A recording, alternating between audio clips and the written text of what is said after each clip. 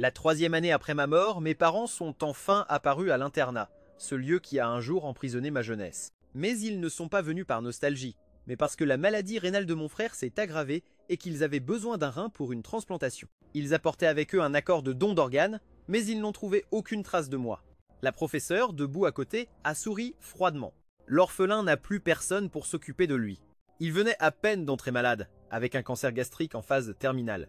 Ils l'ont emmené d'urgence à l'hôpital, mais il n'a pas survécu. Il est mort. Mes parents ont ouvert de grands yeux, convaincus que moi et la professeure conspirions pour les tromper.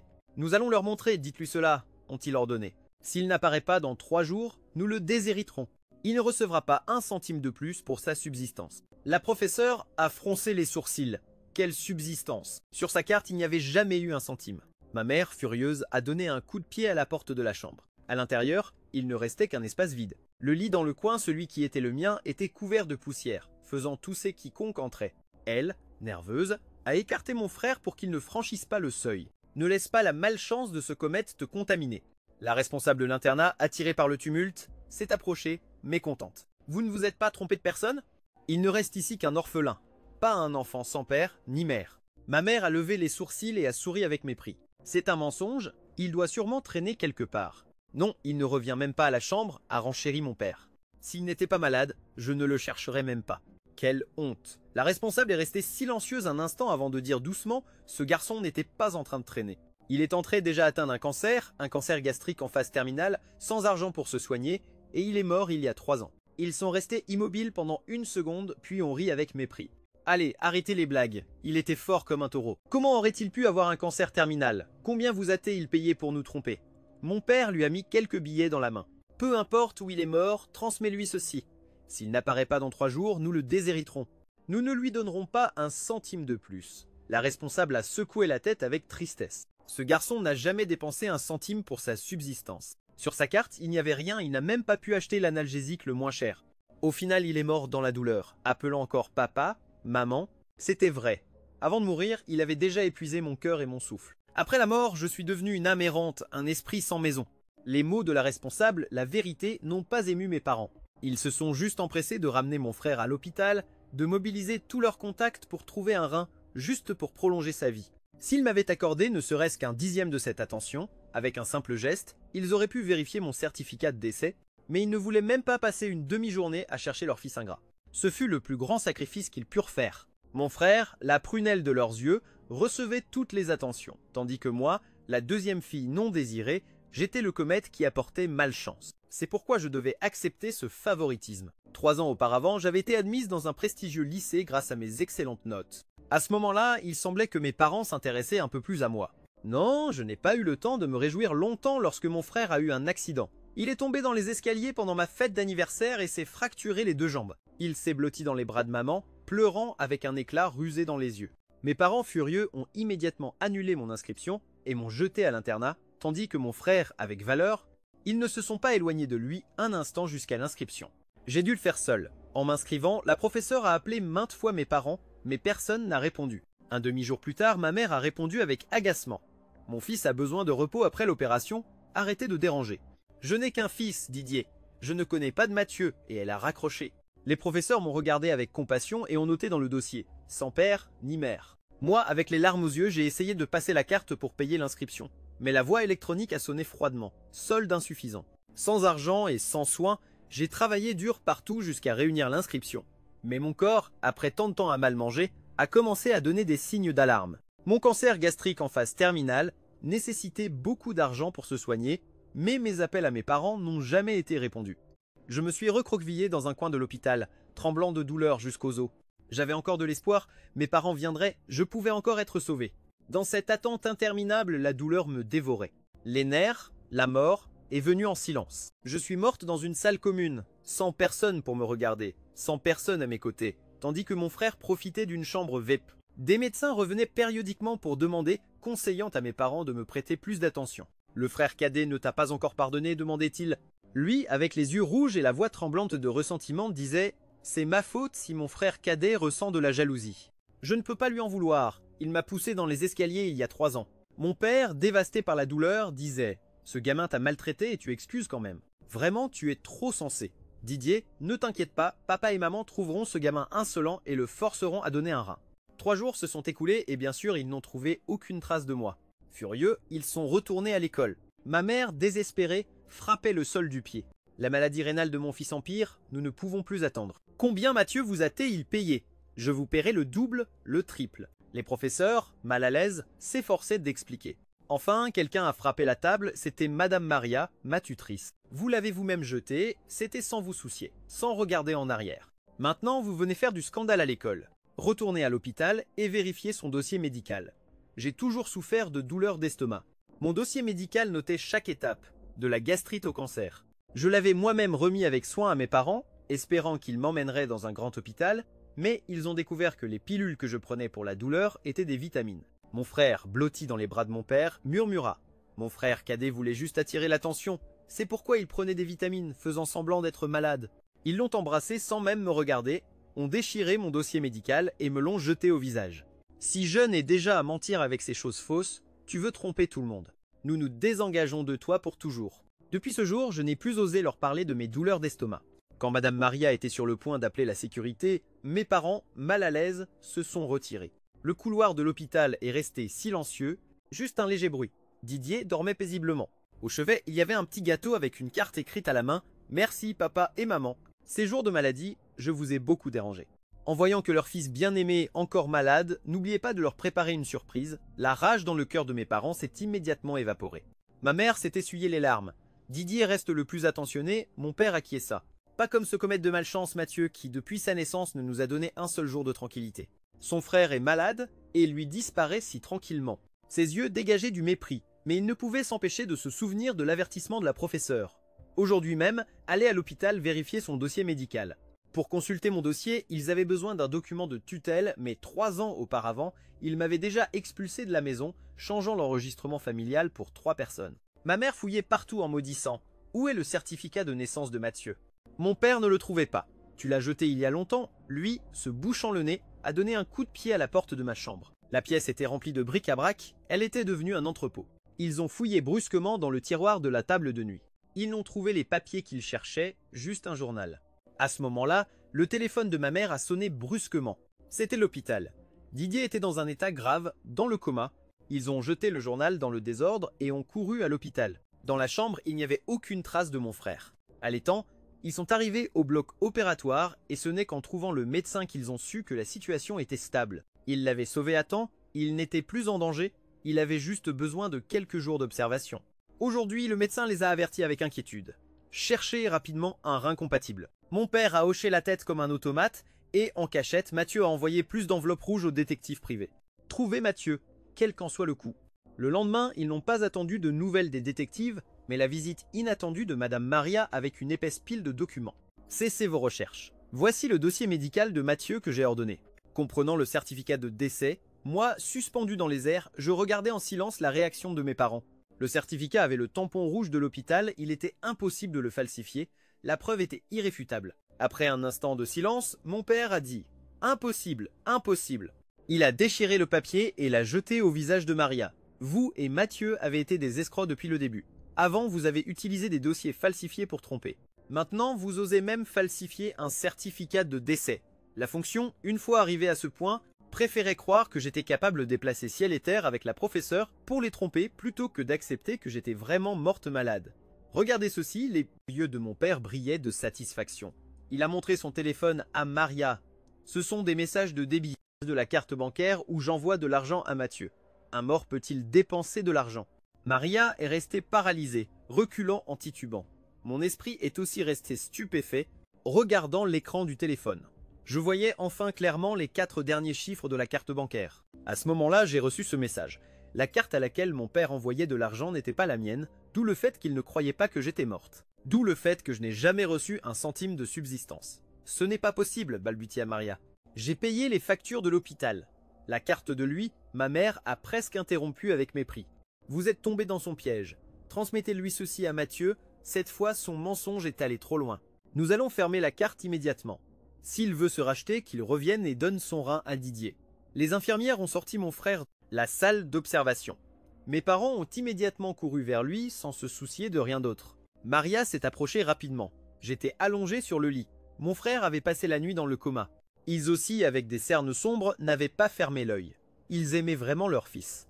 Moi, en esprit, je restais à leur côté, regardant les mains des trois entrelacées, cette chaleur que je n'ai jamais eue. Ce que j'ai désiré toute ma vie. Le visage de mon frère est passé de pâle à rosé, il a toussé quelquefois et a regardé autour. Où est mon frère cadet? L'ont-ils trouvé? Dans les yeux de mes parents se reflétait une certaine culpabilité. Pas encore. Nous avons déjà bloqué sa carte bancaire.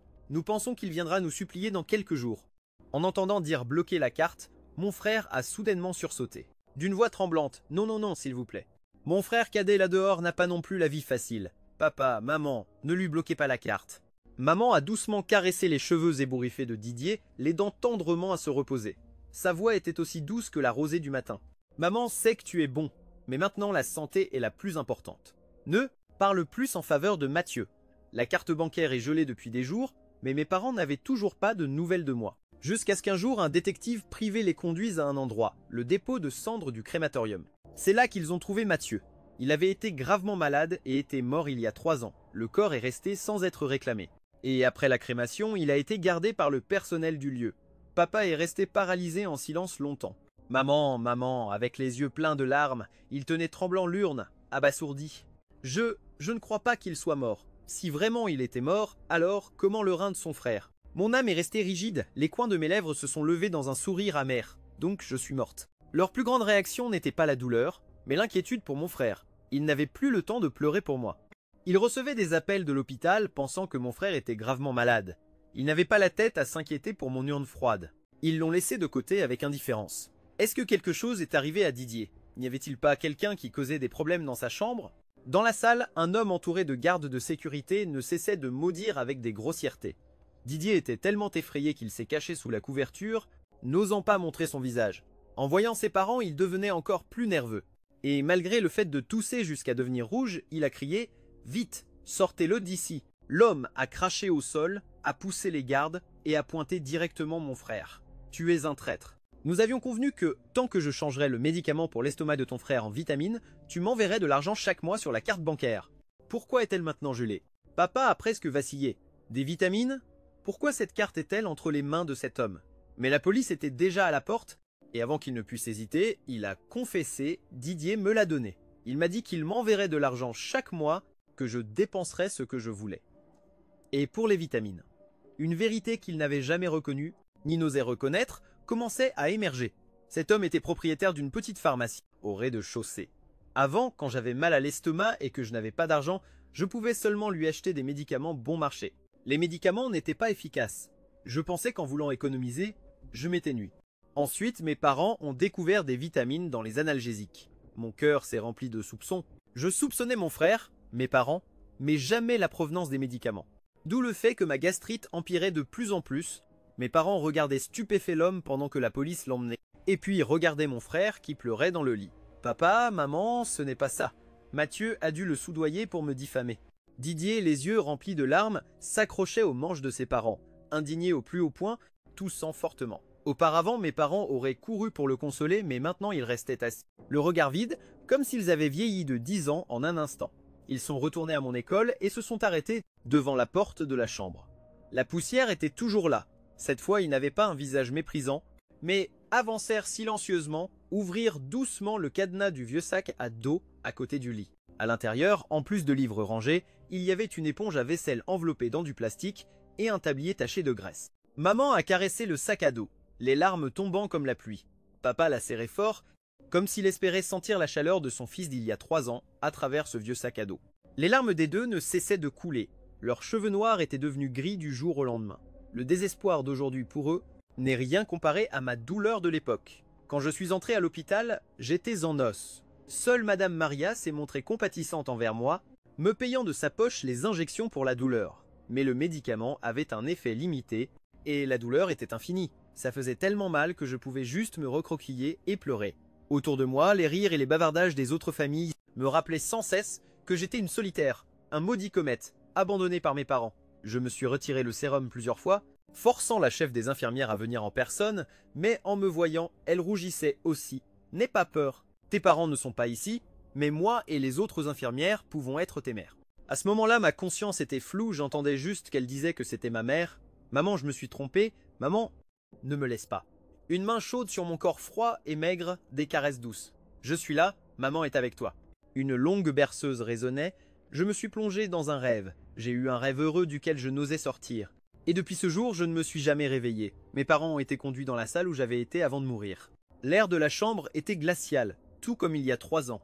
Les lits étaient collés les uns aux autres, rien à voir avec la chambre individuelle de mon frère. Maman s'est sentie étourdie, touchant tout ce qu'elle avait devant elle, en effleurant les marques sur le mur, trace de ma douleur extrême. Mathieu s'est essuyé pour pleurer. Mathieu. Il s'est effondré sur la poitrine de papa, fin en train de pleurer. Je me suis trompé, papa, étouffé, incapable de parler. Il lui a juste tapoté l'épaule. Le dos voûté, portant une culpabilité dont il ne pourra jamais se libérer. Ils sont rentrés chez eux avec un visage sombre, sortant un à un les objets du débarras. Un journal jeté a de nouveau vu le jour. Les pages, jaunies et froissées, étaient feuilletées encore et encore. Une vieille photo est tombée, sur laquelle mes parents étaient assis droits, avec mon frère et moi de chaque côté. J'avais dessiné beaucoup de cœurs au verso, soulignant « La famille doit se protéger ». Maman s'est effondrée par terre, pleurant de désespoir. Quelques jours plus tard, la police les a appelés pour aller au commissariat. En regardant ces 2 personnes émaciées devant lui, l'agent a parlé d'une voix grave. « Je pense qu'il y a quelque chose que vous devez voir. » Le propriétaire de la pharmacie a rapidement avoué, il a même remis les caméras de surveillance du magasin. En particulier, il a souligné la vidéo de la nuit de mon anniversaire il y a 3 ans. La caméra moderne a enregistré en 360 degrés, capturant de loin la dispute au 2e étage de ma maison. Sur la vidéo, après que Didier m'ait dit quelques mots, il a délibérément reculé et a sauté dans les escaliers. Papa tremblait, sur le point de se jeter sur l'ordinateur pour le détruire, retenu par les policiers. Ces jours-là, ils ont pleuré de désespoir. Je regardais, et je ne ressentais que de la pitié en moi. Ils ne se réveillaient même pas face à aucune vague. À quoi servait un tel regret tardif? Ensuite, ils ont envoyé une grosse somme d'argent à Madame Maria. Mais elle a répondu froidement. Je n'ose pas l'accepter. Au 7e jour, ils ont mis de côté leur remords. Mon frère n'a finalement pas pu se contenir et a couru hors de l'hôpital. Ce jour-là, mes parents rangeaient ma chambre. En voyant Didier arriver, ils n'ont même pas levé la tête. Pourquoi ne répondez-vous pas à mes appels? Il a lancé dans les airs un tas de vieilleries du débarras. Pourquoi ranger cette chambre si sale? Mathieu va-t-il revenir ou quoi? Mes parents froids inclinaient simplement la tête, rangeant mes affaires avec soin. Ne soyez pas ainsi, cela me fait peur, a dit Didier d'une voix tremblante. Ils sont toujours en colère à propos du changement de médicaments, papa. Maman, tout remède. Didier n'a pas de poison. Je m'inquiétais pour mon frère cadet, je craignais qu'il prenne n'importe quoi et tombe malade, c'est pourquoi je lui ai demandé au propriétaire de les changer par des vitamines. Didier est resté paralysé, les lèvres pâles, les larmes tombant à nouveau. Cette ruse avec mes parents avait toujours fonctionné auparavant, il suffisait qu'il se montre ainsi et maman le défendait sans condition. Tout ce qui était à lui, son argent de poche, même mon rein, semblait aussi devoir être le sien. Didier a alors regardé ses parents, les yeux exorbités. Pourquoi Mathieu continue-t-il à me haïr pour leur avoir pris leur attention? Pourquoi? Ensuite, il a inhalé profondément, d'une voix froide. À condition qu'il donne son rein, je m'en irai immédiatement à l'étranger et vous laisserai seul avec Mathieu. Didier sautait de manière erratique dans la chambre, sans prêter attention à ses parents, qui lui avaient déjà montré l'essence de leur favoritisme. Maman a secoué la tête. Mathieu ne t'a jamais haï. Tu peux aller aux enfers, lui demander pourquoi il n'a pas voulu te donner son rein. Les pupilles de Didier se sont dilatées, la panique était évidente. Il était mort, ma mère lui a donné une gifle, éteignant ses pleurs. Didier s'est caché le visage, les yeux grands ouverts, regardant ses parents. Comment pouvez-vous me frapper? Je suis malade. Papa, tremblant de rage, pouvait à peine tenir debout. Il a frappé la table avec force. Mathieu, tu as encore le culot de parler de ta maladie. Mathieu était aussi malade. Et que faisais-tu pendant qu'il l'était? Tu as changé les médicaments? Tu t'es jeté dans les escaliers pour l'incriminer? Nous t'avons trop favorisé et tu ne sais toujours pas quand ça suffit.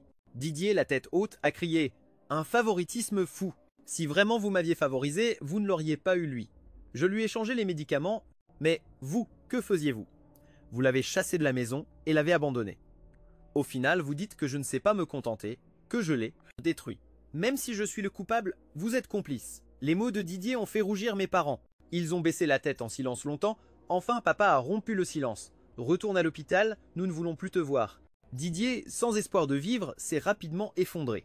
Les rumeurs à son sujet se sont répandues dans l'hôpital. Tout le monde savait que le pauvre orphelin qui était mort là, des années auparavant, était le frère cadet d'un homme au cœur pervers. Maintenant Didier tombait malade encore et encore. Assurément, Dieu était en train de regarder. Les infirmières lui changeaient les médicaments, les médecins détournaient le regard, tandis que mes parents s'abaissaient dehors du crématorium, cherchant un à un les urnes qu'ils avaient jetées avec indifférence. 3 ans plus tard, ils ont enfin trouvé un endroit de paysage agréable pour ma tombe. Sur la pierre tombale, ils ont gravé « Cher fils Mathieu ». La phrase « Cher fils » était éblouissante, ridicule. De mon vivant, ils ne m'ont pas aimé. Mort, ils se disputaient les larmes et le remords. Pour prouver leur amour, ma mère a soupiré intérieurement. « Mathieu, nous nous sommes trompés. Dans la prochaine vie, tu pourrais redevenir notre fils. » Ils ont sorti la photo de famille froissée que j'avais laissée et l'ont placée avec soin, très soigneusement, devant la pierre tombale. Mon esprit a soufflé une légère brise, faisant voler la photo sur plusieurs mètres. Ils ont couru après elle, mais le vent était trop fort. La photo a tourné dans les airs et est tombée dans la pente. C'est pourquoi personne n'était encore pardonné. Mes parents sont restés stupéfaits. Assis devant ma tombe, longtemps, incapables d'accepter la vérité. J'ai baissé la tête, regardant mon corps de plus en plus transparent. Enfin j'ai ressenti un peu de libération, l'attachement s'était dissous. Je pouvais enfin laisser derrière moi la vie misérable de tant d'années pour aller vers une autre vie plus lumineuse. Et mon frère, en figue, au milieu de l'angoisse de sa maladie mentale, lorsqu'il était lucide, insultait les autres, Mathieu, et lorsqu'il délirait, il demandait pardon. Près de la mort, il rêvait et me voyait flotter dans les airs. Mathieu, ses yeux se sont ouverts grandement, essayant d'atteindre ma main. Où es-tu? Reviens ici, mes parents sont à moi. Ton rein est aussi à moi. Ne pense pas à t'échapper. Les insultes se sont arrêtées soudainement. Le bip du moniteur cardiaque a coupé la dernière malédiction qui est sortie de sa bouche. Didier est mort dans une haine infinie, condamné à rester piégé dans l'hôpital pour toujours, sans réincarnation, sans libération. Il cognait contre les murs du bâtiment, criant et désorienté. À l'intérieur, je sentais du soulagement. Malgré toute la souffrance, je n'avais pas de haine pour le ciel ni de malédiction pour la terre comme lui. Avant de me réincarner, je suis rentré chez moi une dernière fois. Le mur rempli de photos et de certificats de Didier avait été effacé. La photo de famille de 3 personnes m'incluait maintenant. L'air sentait le gaz désagréable. Maman est sortie de la cuisine, a tourné la tête. Papa tenait ma vieille valise, fermant les yeux avec satisfaction. C'était le dernier souvenir qu'il pouvait trouver sur moi. Mathieu, nous venons te chercher. Dans le silence de l'espace, leurs esprits regardaient autour, mais ne pouvaient pas me voir. Arrête de te cacher, nous savons que nous étions dans l'erreur. Donne-nous une autre chance. Ils espéraient que j'apparaîtrais comme avant, que je courais vers eux, plein de désirs et de larmes pour pardonner, mais je n'apparais pas. Soudain, ils ont entendu des pas faibles et ont levé la tête. Ce n'était pas moi, c'était Dieu avec le livre de la vie à la main. Dieu a regardé le couple suppliant calmement. La vie est terminée, vous ne devriez pas rester dans ce monde. Maman, terrifiée, s'est agenouillée. S'il vous plaît, attendez notre fils. Dieu, maman, nous voulons l'emmener. Nous voulons que notre famille soit réunie. Papa, les yeux pleins de larmes, s'est aussi agenouillé. Seigneur, laissez-nous le voir une fois, juste une fois. Dieu n'a montré aucune pitié. Tenant le livre de la vie, a dit froidement. L'enfant Mathieu s'est réincarné il y a 3 jours et est né dans une famille heureuse. Papa a crié. Ce n'est pas possible. Mathieu ne pouvait pas nous laisser derrière. Dieu a secoué.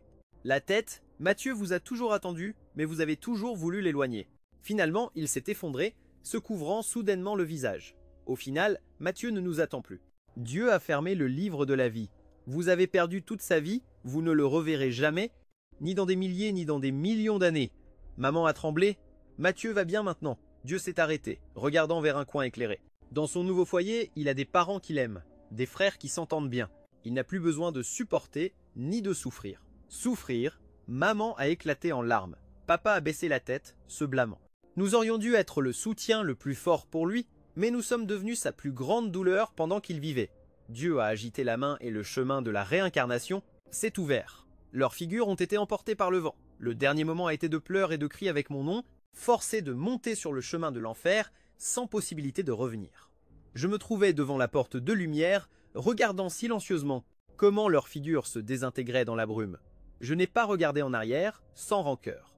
Le passé était un abîme, une fissure, un océan que je ne pourrais jamais traverser dans cette vie. Mais maintenant je suis sur le rivage de la mer, l'aube approche, la lumière est multicolore. Je peux enfin avancer vers ma prochaine vie. Mon propre destin. Fin. Ils se sont ouverts, leurs figures ont été emportées par le vent. Le dernier moment a été de pleurs et de cris avec mon nom, forcé de monter sur le chemin de l'enfer. Sans possibilité de revenir, je me trouvais devant la porte de lumière, regardant silencieusement. Comme leurs figures se désintégraient dans la brume, Je n'ai pas regardé en arrière. Sans rancœur, le passé était un abîme. Une fissure, un océan que je ne pourrais jamais traverser dans cette vie, mais maintenant je suis sur le rivage de la mer. L'aube approche, la lumière est multicolore. Je peux enfin avancer vers ma prochaine vie, mon propre destin. Fin.